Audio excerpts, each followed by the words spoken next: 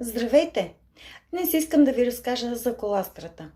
Тя се добива през първите 12 часа след раждането на теленцето. То по принцип е без имунитет. Затова е много важно да му се даде веднага, иначе умира. Тя е 3 пъти по-ефективна за предпазване от грип, отколкото грипната ваксина. Студено обработена е с отстранен казеин, за да не се получи алергия. Притежава сертификат за качество от най-строгия институт Фрезениус.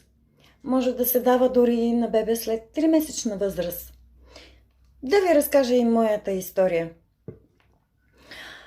Есента, след като обявиха пандемията, реших да пия коластрата, за да засиля имунитета си. Неочаквано в работата решиха нашата смяна да си направи антигенни тестове. А предния ден буквално си изпих последната лъжица коластра.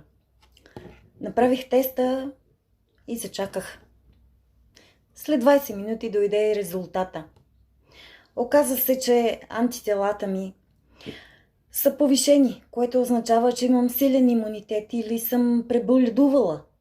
Но не бях боледувала въобще.